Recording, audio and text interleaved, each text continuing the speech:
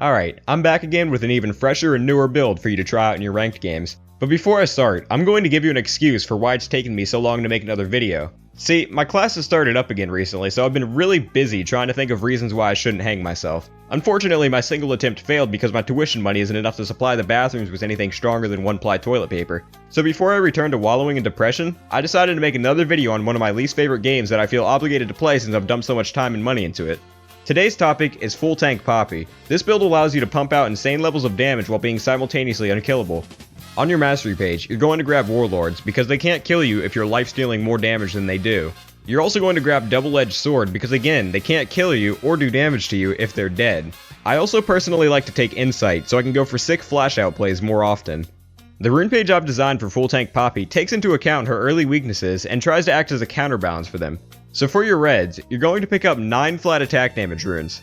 For your yellows, you're going to pick up 9 flat attack damage runes. And for your blues, you're going to pick up 9 flat attack damage runes. Finally, you're going to use 3 experience quints. The experience quints are important for the instances in which you aren't completely stomping your lane with all the extra AD you have. Even if you're a fuck up and die to the other laner, you'll still be able to recover with the extra 6% experience gain. Before I move on, I want to thank Riot for unfucking the rune stats on the new client. Now I can actually read the rune page stats without having to take an additional 5 seconds to figure out what the little pictures mean. But as a League player, I always have something else to complain about, like the lack of a friends list in lobby. Why can I not look through my friends list and start new chats with people pre-game? Or maybe I just don't know how to. Either way, it's still pretty annoying. Now that I've got my current complaint out of the way, I can go over Poppy's abilities.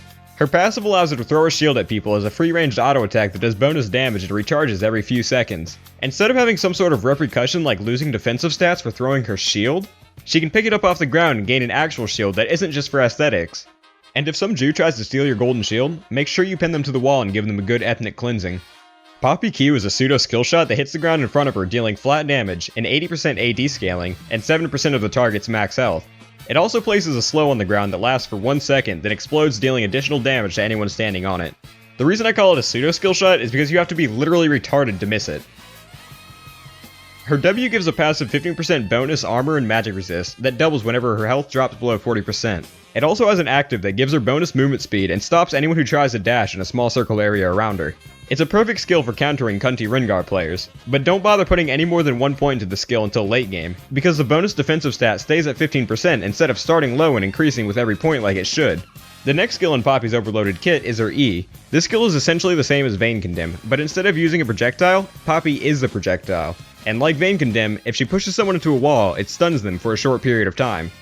Poppy's last ability, her ult, can be used in 2 ways. You can either charge it up and knock people back towards their base as a way of escaping or separating the other team, or you can cast it without charging and use it like a bummy Malphite ult that makes people untargetable while in the air.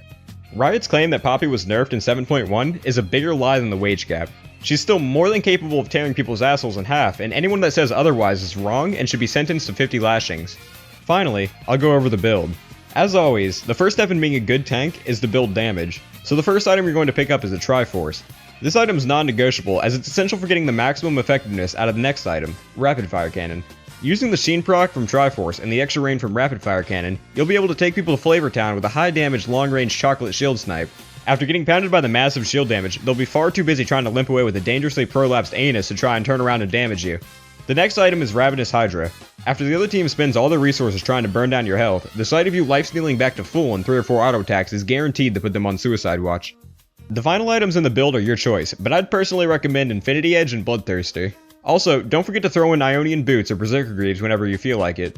Using this build I was able to score S ranks left and right, which only adds to my collection of keys and boxes that I'm never going to open. If you ever find yourself behind, be sure to proxy behind the lane the other team is trying to push, because they can't push if they don't have minions. Just stall out the game and make ending as frustrating as possible.